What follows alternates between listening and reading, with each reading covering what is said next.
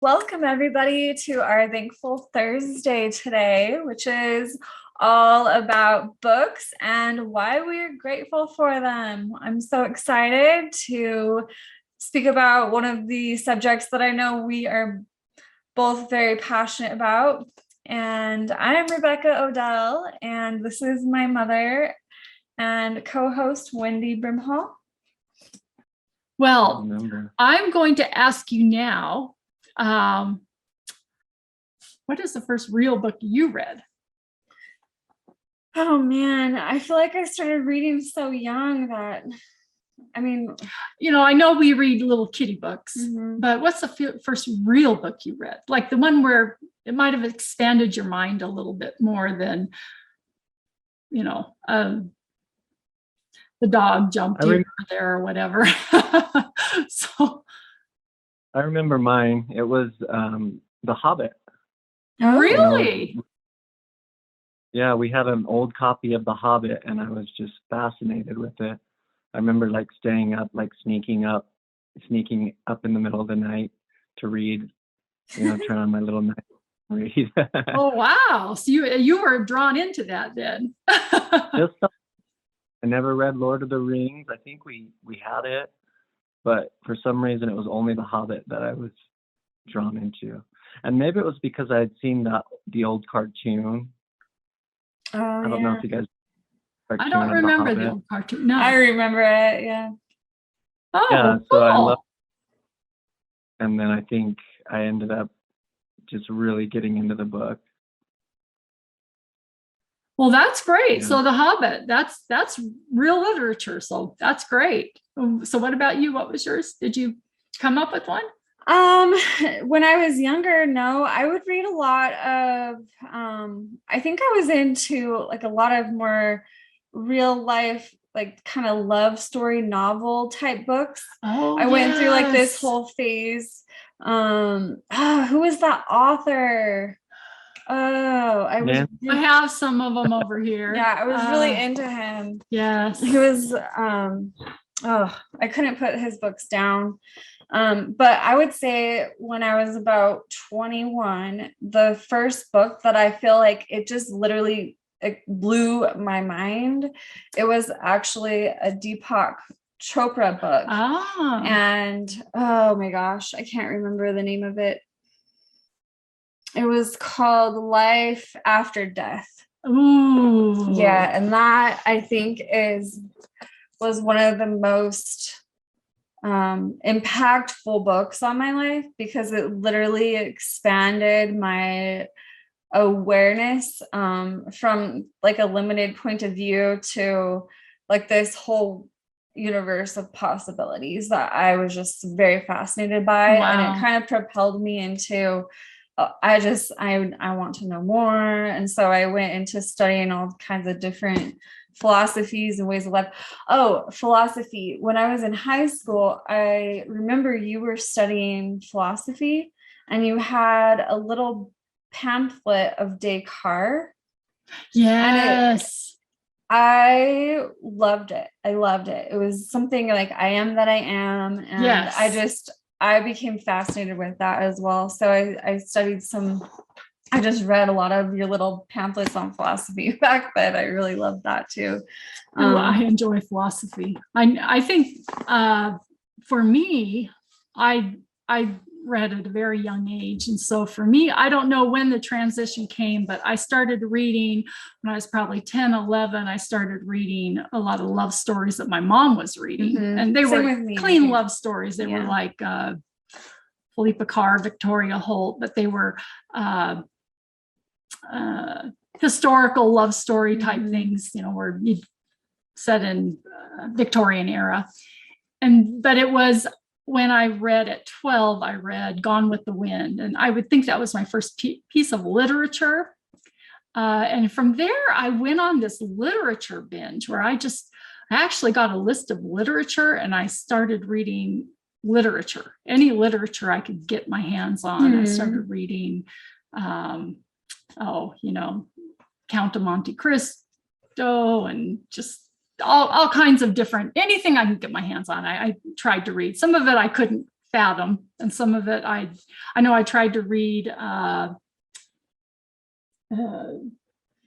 some anyway, but later on in life, I picked it up and I got through them. But I got out of that phase, believe it or not, and got into some of the fantasy stuff. But yeah, so which book overall has had the most, I think we'll end with this because I'm sure we are definitely over, but which book has had the most profound effect upon your life? Of all the books you've read, if you could pick one or two, which book has had the most profound effect on your life? Brought up, what was that book by Deepak Chopra? Life After Death. Life After Death. Okay, I read a book with a similar title, but it was on near-death experiences, and it was actually an LDS couple that took a bunch of different people's experiences of their near-death experiences and what they went through, and then that opened my eyes to near-death experiences, and I read quite a few books. Like I just couldn't stop searching for what was the life after death or beyond death, and what people had experienced. But probably my most recent one that was really profound on life after death or near-death experiences is called The Journey of Souls. And it's so good. I ended up reading the whole thing. I couldn't put it down. And then I also read his second one called The Destiny of Souls. And it's about a regressional hypnotherapist.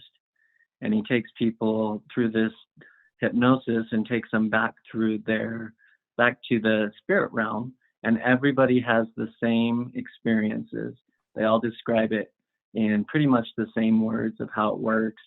The in-between realm is what it's called, or the spirit realm. And there's different classrooms, and there's different like video screens that you can go back and look at your lives, and there's always like a cleansing shower type thing of light that you would go through after each death or each life.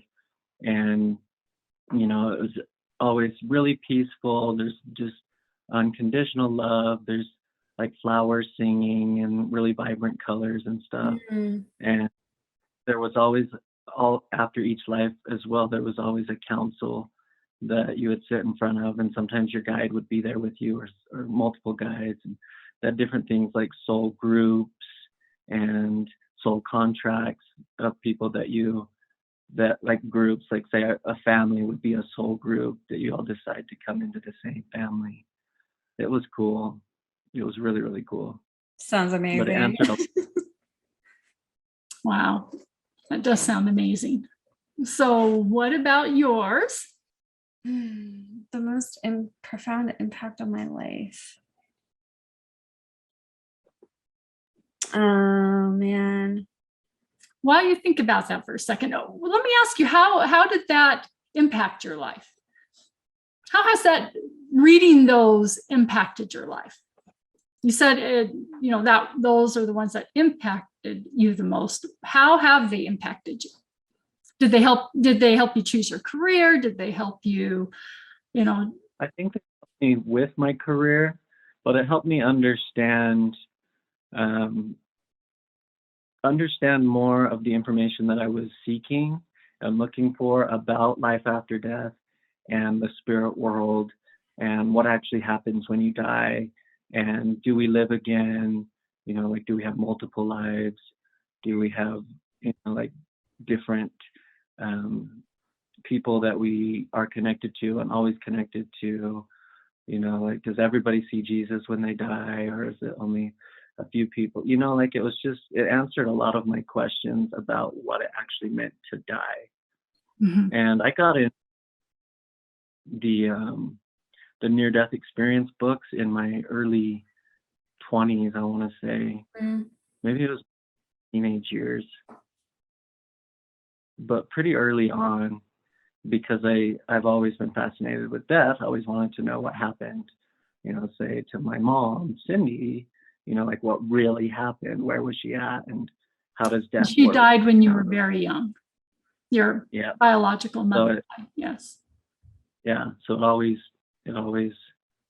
inspired me and kept me searching and seeking for answers. And I found them through reading people's experiences of the spirit world and what it is like. Oh, thank you. Thank you for sharing that. I feel the same thing. I feel like, you know, you and I have been on that same journey. You know, Dallin and I were always reading similar things and giving each other feedback and talking about it. So I feel like during the time you were going through all that, I was also in my own journey of reading about this type of stuff, you know.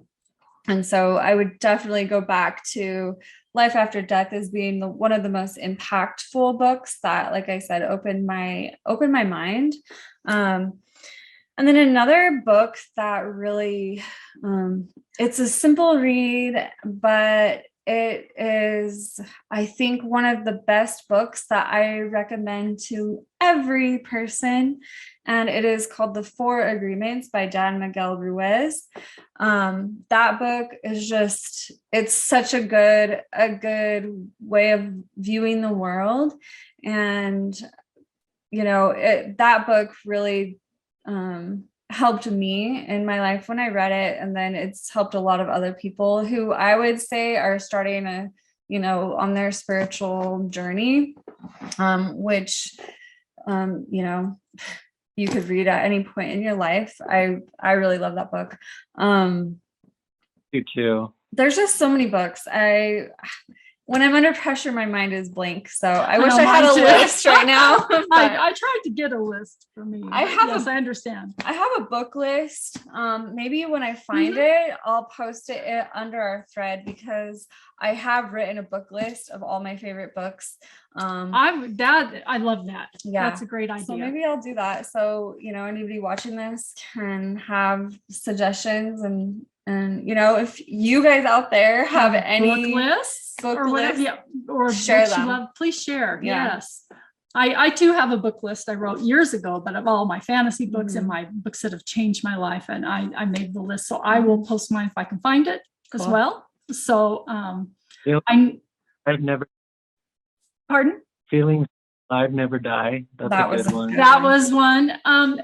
And The Life You Were Born to Live by Dan Millman. I have that book memorized. So tell me how these impacted your life. Some of these books. How did they impact? Okay, I'm going to go off of The Life You Were Born to Live by Dan Millman. That one impacted my life so much because it just, the way he portrayed everyone's personalities through their birth numbers has always been so, what's the word? It's been so fitting for everybody I've done their birth numbers from. And so I literally have been using that information for the past 15, 16 years since I've read that book. And I can, you know, I immediately, when I meet somebody, I want to know their birth numbers, because I want to know, you know, how we're going to interact and just certain traits and maybe characteristics. Like that's impacted my life so much. I still, to this day, do people's numbers for them. And now I'm to the point where I put my own intuition and my own spin on them. And it's impacted my life very profoundly and helping me understand humans and the people on a deeper level. So I love that. I love that book. Oh, that's wonderful. I do too. Yeah, that's wonderful. He wrote Way of the Warrior too. Really, really good. I love that one. What about you? Well, now I'm drawing a blank of all the authors' names.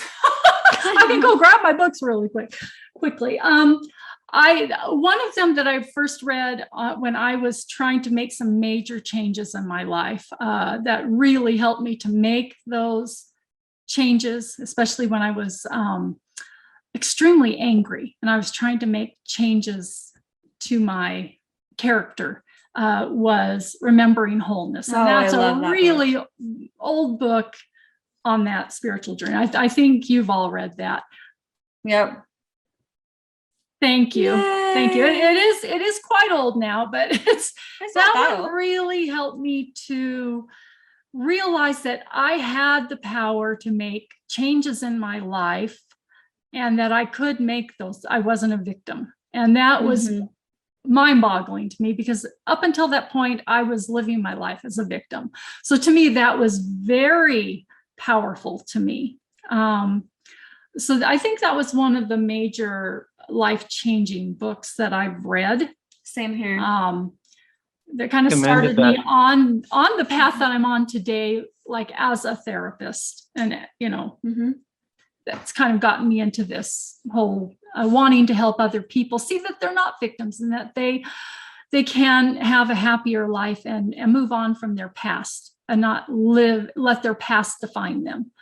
But I would say, but honestly, and you two probably know this, the books that I read every day and that mean the most to me are probably my scriptures. My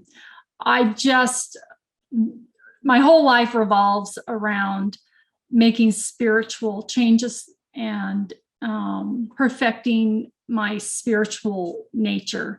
And so to me, the writings of prophets and the people who wrote those books back then, I truly appreciate their sacrifice in keeping those books, the manuscripts, you know, from all the time. And I love anything to do with those.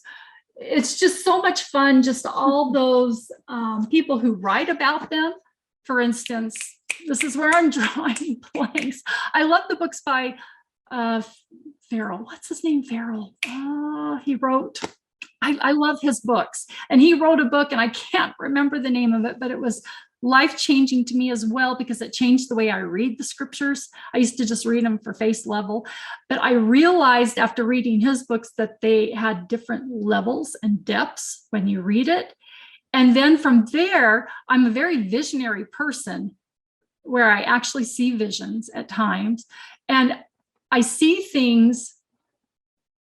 Oh, maybe I'm going too deep here, but from there, I started reading things that expanded my mind and my vision. And I love anything that does that, which, you know, philosophy does that. And so I love things that do that. So I can get into the really deep stuff, just the stuff that really is mind-blowing and that just, you know, how the universe expands, or how I love that stuff. I also love just finding out about different cultures, you know, learning about, for instance, the Jewish religion, or learning about all other religions. I love learning about ancient history and things like just anything ancient. I love learning about. Again, to me, that ties into the scriptures and old manuscripts and the things that we can learn from the past and the history of others. To me, they make a profound impact and help me in my life and the way I live my life. I think we can learn from, like Dallin, from the experience of others. I agree. And so I think all of those things impact my life and help me to make changes every day in my life. That's beautiful. So I love books. I know you all love books, and I hope in some way we've inspired anyone who watches this to go pick up a book. There's so many different genres out there, so many different things. Maybe write a book. You know, everybody has unique experiences in life that are just yours and that nobody else has experienced. What have you learned from those experiences? Write it down. That can help somebody. And write a book about it. If you have a unique experience that can help somebody, write a book about it. Someday that can really impact somebody's life and make a difference in it. I know I have surely learned from other people's experiences, and they have made great impacts great impact upon my life. I agree. One of the things I always wanted to be when I grew up, when I was a little kid, was an authoress. Yes, you did. When I would dream, when I grew up, I'm going to be an authoress. And I write all the time. I fill up a journal really easy. So I still have yet, though, to write my book. I have completed one. It's going nowhere. It's in my closet. I think, did you ever read my book? You've written a lot of stuff. My actual book I finished. Did you read it? you never read my book. It's so cute. I love it. I took some of my life experiences when I was single, made the cutest character and put her into my experiences. And I had so much fun doing it. I laughed the whole time I did it because I thought it was so funny. She was just such a cute character. I did finish the book and sent it to a publisher, and of course they rejected it. So it sits in my closet. I learned after that you have to send it to at least 20 to 100 publishers to even get it published. Or nowadays, this is back years and years and years ago, but now you can self-publish it. But it's out of date. I'd have to really give it a shiny new update before I try that again. But Right. yes, I actually did complete one of my many books I've started. Good job. Good job. I know if I can do it, anybody can do it. I know, Dallin, one of your Dallin. dreams is to write also. You are writing a book right now, Dallin, and I'm writing a book right now on faith and some of my faith experiences because you inspired me to do so. Mm. But what are you Yeah. writing a book about now, right, Dallin? Dallin, I mean, what are you writing a book about right now? I just trying to get my life story down, just Mhm. from what I've experienced so far, especially with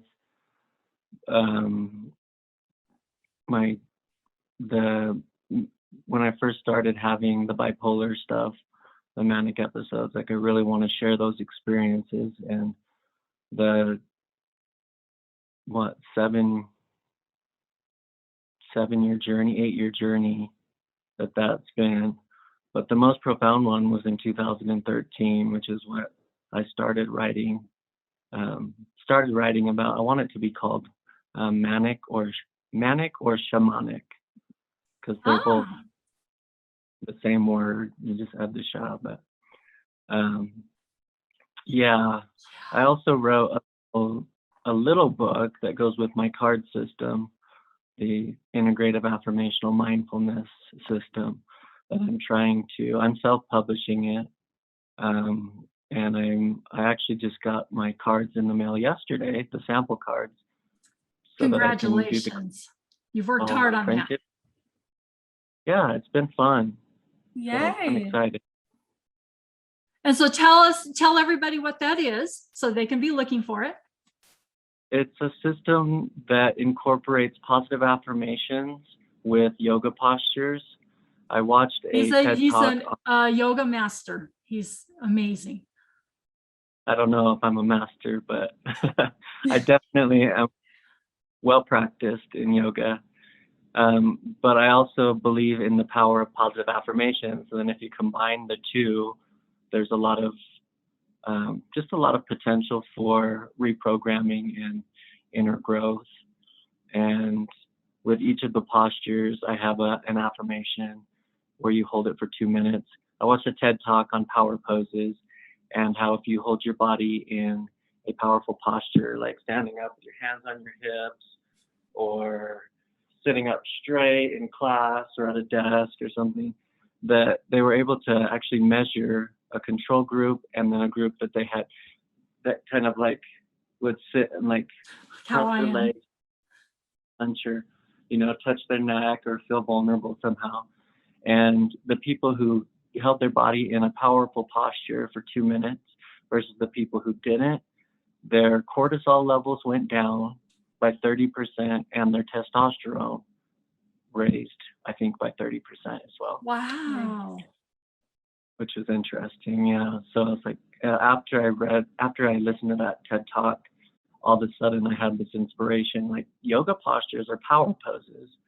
And then if you add affirmations while you're holding your body in those powerful postures, then it takes it to the next level. There's lots of good research about how positive affirmations work in reprogramming the way we speak to ourselves as well. So show us one right now. Would you do one with us really quickly?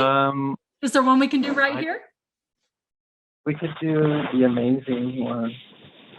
Just stand up. I don't know, you have to stand. Really quick. We'll end by doing this. All right. Okay. All right. So you stand with your hands up like a big, bright, powerful star. And then you just say, I am amazing. I am amazing. And you just hold it for 2 minutes and keep the affirmation on repeat. I am amazing. I am amazing. I am amazing. I am amazing. I I am am amazing. amazing. I am amazing. And then just feel it in your body. Feel the power and the strength and the good energy that comes with it. Ah. I am amazing. Yeah, and it changes you. It's helped me with my, So there are the With- yoga poses anybody can do, like me. Like I can do that one. yeah, well, and you're in it, remember? And you're doing I Warrior know, you One. had me actually model for one of the poses. I was so honored to do that. Yeah, so I have everybody in the family with the poses, and yeah, I'm excited. Thank you, Well, Dawn. thank you for sharing that with That was us. fun. Maybe Yeah. you can post a link, give us a link, and we can post that in the comments as well Mm-hmm. for people who Yeah, are it's not- interested in that. I don't have a link. I don't have it.